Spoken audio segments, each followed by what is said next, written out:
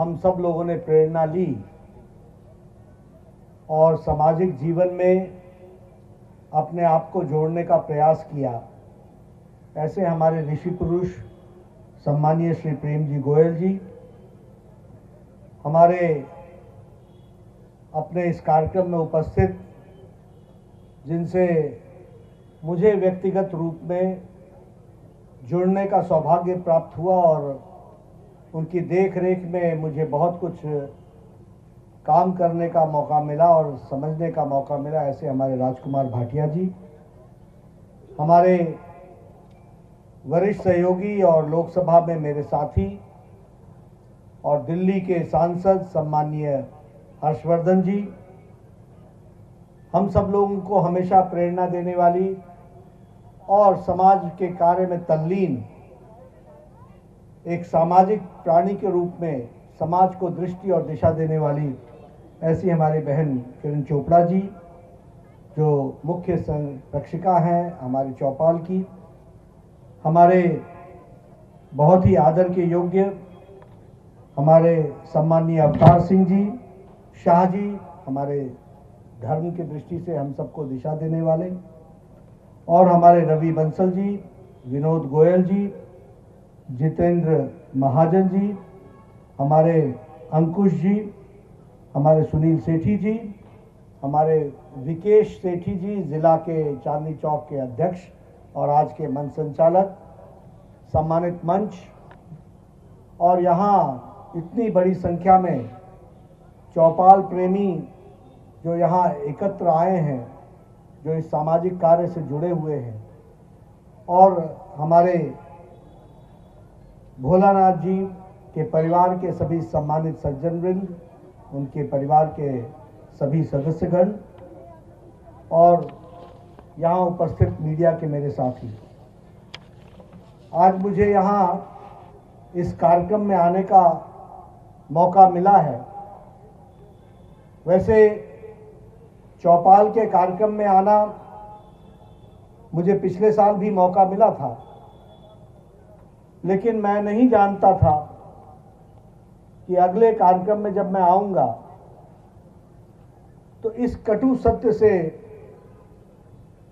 आमना सामना होगा कि जिस पिछले कार्यक्रम में सम्माननीय हमारे स्वर्गीय भोलानाथ विज जी कार्यक्रम की रूपरेखा बना रहे थे, आज उनके प्रथम पुण्यतिथि पर मुझे आना पड़ेगा। मन को विश्वास नहीं होता और कभी भी ऐसा जहन में भी नहीं आता था कि इस तरीके की घड़ी आएगी जब मुझे उनके पुण्यतिथि के कार्यक्रम में आना पड़ेगा। लेकिन विधि के आगे, विधि के विधान के आगे हम सब लोग मजबूर हो जाते हैं, और आज मुझे उनके प्रथम पुण्यतिथि पर इस कार्यक्रम में शामिल होने का मौका मिल रहा है। मैं आयोजकों को धन्यवाद देता हूं कि उन्होंने उनके प्रथम पुण्यतिथि पर इस बड़े कार्यक्रम का आयोजन करके और चौपाल को एक बड़े आयाम पर ले जाने का जो प्रयास किया है, ये सही रूप में उनके जीवन में किए गए कार्य के लिए सच्ची श्रद्धांजलि है। इसके लिए मैं आयोजकों को धन्यवाद देता हूं। मैं पहले संघ का कार्यकर्ता, संघ की प्रेरणा से विद्यार्थी परिषद का कार्यकर्ता और बाद में राजनीतिक क्षेत्र में काम करने का मौका मिला। मैं यहाँ पूर्णकालिक के रूप में, मुझे याद है 1986 में, 1986 में मैं दिल्ली संगठन के काम को करने के लिए आया था, और राज जी हमारे पालक कार्यकर्ता, जिनके पास एक नौजवान जो सामाजिक काम में और राजनीति और विद्यार्थी क्षेत्र के काम में जुड़ता है तो उसकी जो मुसीबतें आती हैं उन मुसीबतों से पार कराने वाले ऐसे हमारे राजकुमार भाटिया जी का हमको सानिध्य मिला। उनके वक्तव्य में मैं शुरू में जब आया तो हर मुलाकात में भोलानाथ विज जी की बात आ जाती थी।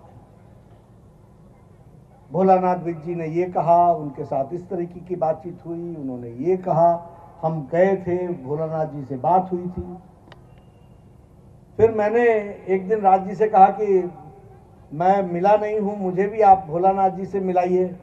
तो इन्होंने बड़े आश्चर्य से कहा, अच्छा तुमको नहीं मिलाया मैंने कहा नहीं, मैं नहीं मिला हूं। तो उन्होंने कहा नहीं, अगली बार फिर हम मिलेंगे। और पहली बार मेरी मुलाकात 86 के ही अंत में भोलानाथ विज जी से हुई थी। और उनका जो आभा मंडल थी, उनकी जो एक व्यक्तित्व था, वो हमेशा साथ जोड़ने वाला व्यक्तित्व था। उनकी मुस्कुराहट, उनका धैर्य, उनका संयम, और एक जिसको कहते हैं कि चेहरे पर हमेशा एक खुशी की वाला व्यक्तित्व दिखता था, और सबको समावेश कर लेने वाला व्यक्तित्व दिखता था। ऐसे हमारे भोलानाथ विज जी थे।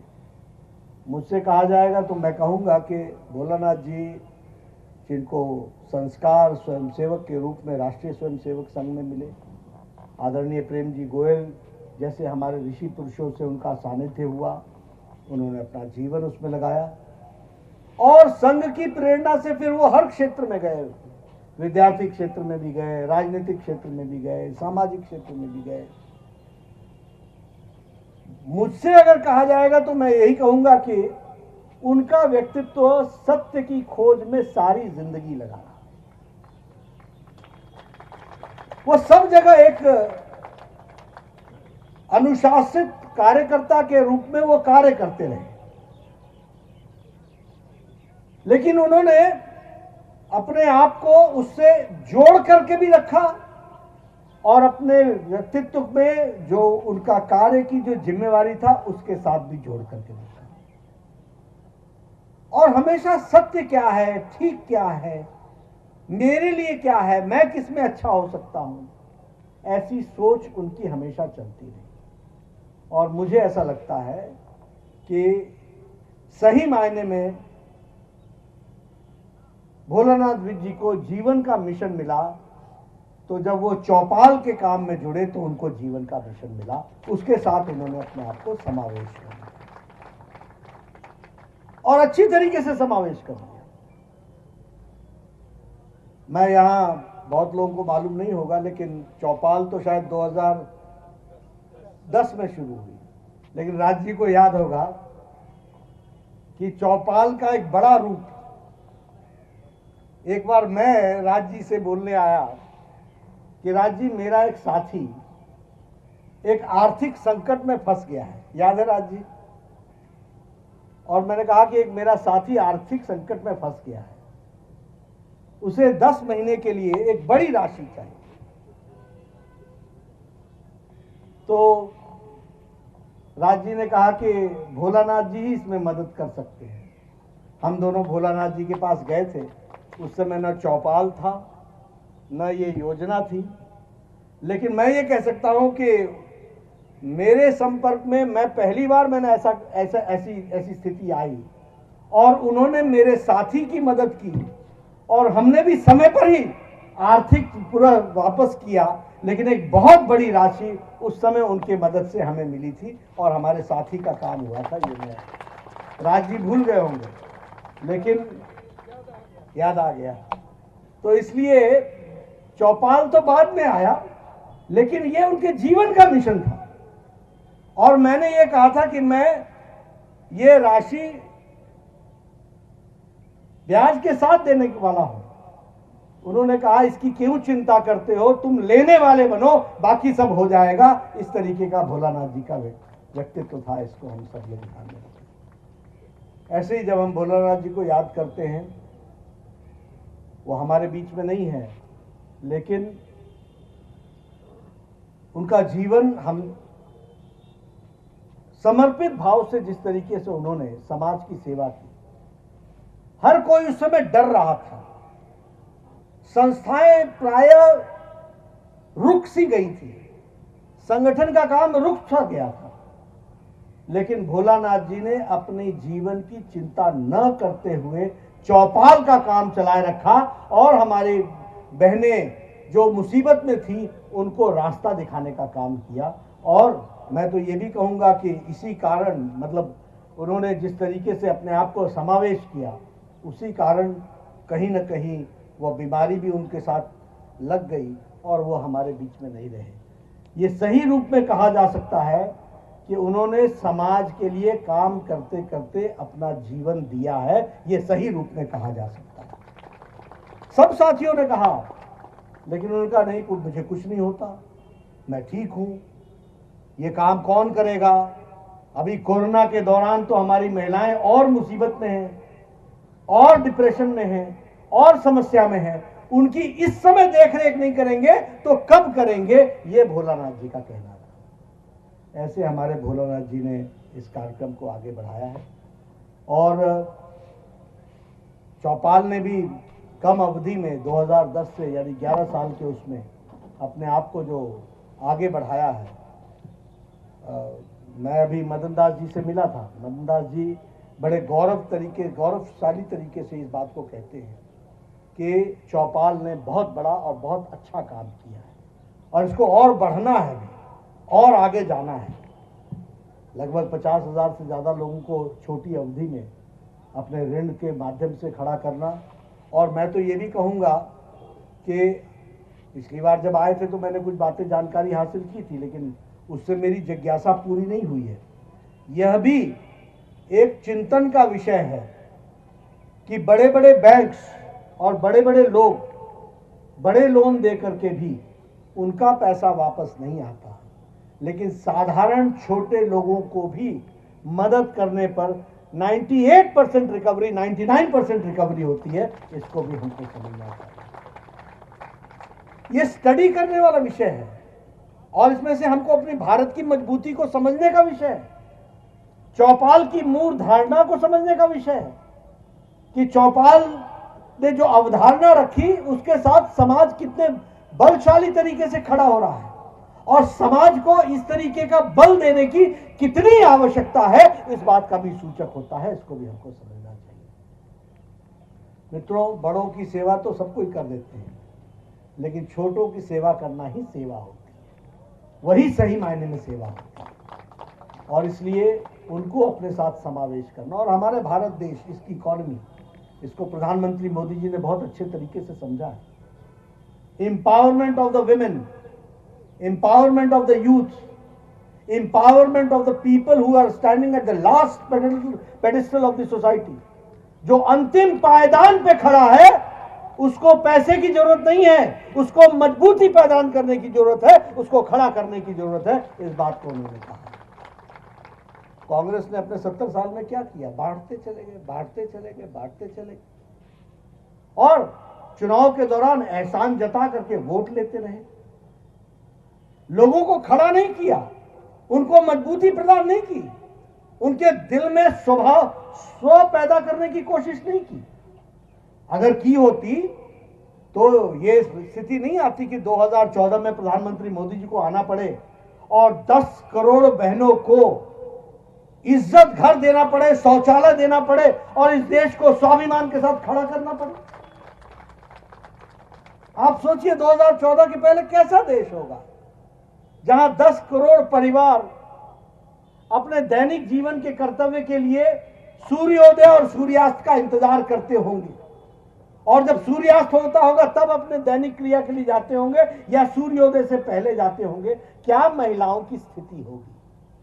मोदी जी ने उनको एहसान से नहीं दबाया, उनको सशक्तिकरण दिया कि तुम इज्जत से जियो, यह तुम्हारा इज्जत घर है, इसको समझो। और छोटी संख्या नहीं है। जिस देश की 130 करोड़ की जनसंख्या हो और वहां 10 करोड़ शौचालय बने और एक शौचालय को इस्तेमाल करने वाले कम से कम 5 से 6 व्यक्ति यानी परिवार की इज्जत बनती हो, इस बात को समझना चाहिए। यह है बदलता भारत। हमसे कई कांग्रेसी पूछते हैं बदलता भारत, मैंने कहा तुमको नहीं दिखेगा क्योंकि तुम तो रोजगार से बेरोजगार हो गए।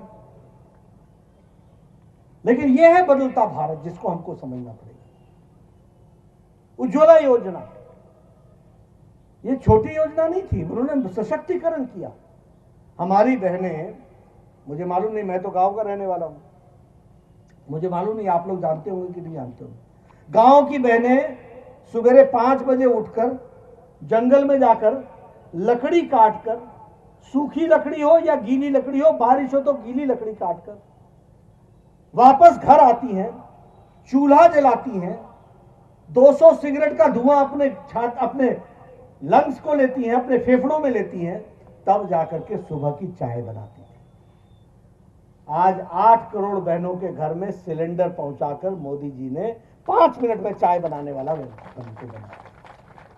ये छोटी घटना नहीं है, ये बदलता भारत है, ये बदलता देश है जिसको हमको समझना चाहिए। एलईडी बल्ब मुफ्त देना, उज्ज्वला, लगभग 18,000 गांव थे 2014 में, 18,000 विलेजेस जिनमें बिजली नहीं थी। क्या जीवन होगा? सूर्यास्त के साथ साथ लालटेन साफ करते होंगे, बच्चा पढ़ने कैसे जाता होगा, टेलीविजन से कोसों दूर होंगे, फ्रिज की कल्पना नहीं कर सकते होंगे, सामर्थ्य होने के बावजूद भी नहीं कर सकते थे। आज 18,000 गांव को 100% बिजली पहुंचाई गई है, यह हमको समझना चाहिए। करोड़ों लोगों को, घरों को, हाउस होल्ड को बिजली दी गई है।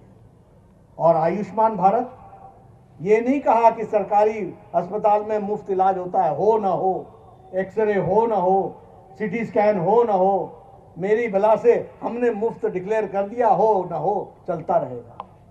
आयुष्मान भारत लगभग 12 करोड़ 73 लाख परिवार, यानी 55 करोड़ लोग, यानी भारत की 40% आबादी। और ये कौन लोग हैं? जाति से नहीं है ये लोग प्रोफेशन से हैं। रिक्शा वाला, ठेला वाला, रेड़ी वाला, फेड़ी वाला, रैग पिकर, बार्बर जो हमारे बाल काटते हैं, ऐसे लोग जो प्रोफेशन से काम करते हैं, उनको, ऐसे लोगों को 55 करोड़ लोगों को 5 लाख रुपए सालाना परिवार को हेल्थ कवरेज दिया गया। ये हमको समझना चाहिए।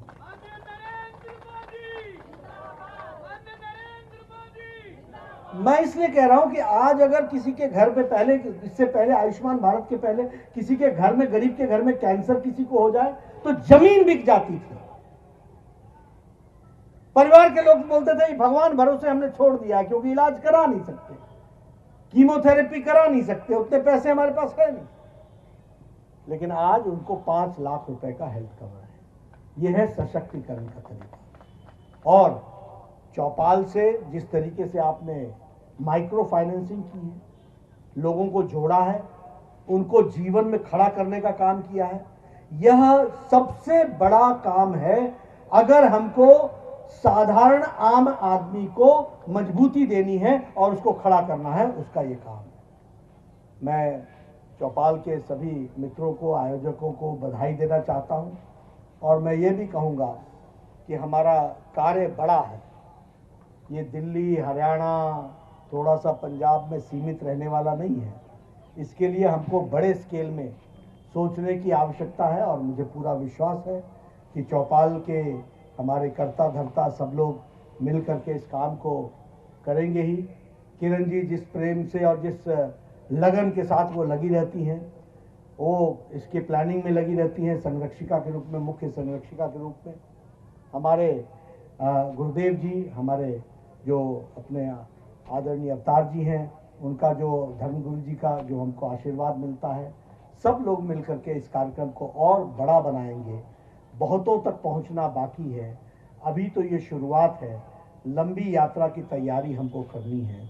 चौपाल के कई मोड़ आएंगे, सब मोड़ पर हम सब लोग पूरी ताकत के साथ लगे, ऐसा मैं विश्वास करता हूं।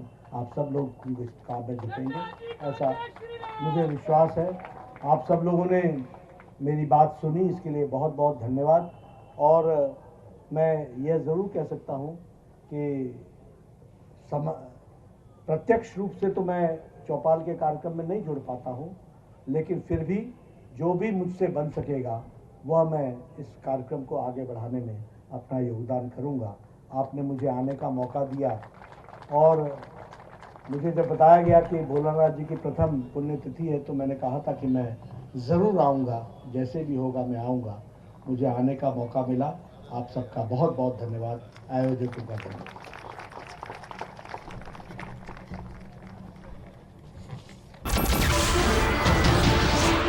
नमस्कार, मैं हूं मानक गुप्ता। अगर आपको हमारा ये वीडियो पसंद आया हो तो इसे लाइक और शेयर जरूर करें और हाँ, हमें सब्सक्राइब और फॉलो करना ना भूलें ताकि आप देश और दुनिया की कोई खबर मिस ना करें। तो जुड़े रहिए हमारे साथ और देखते रहिए News 24।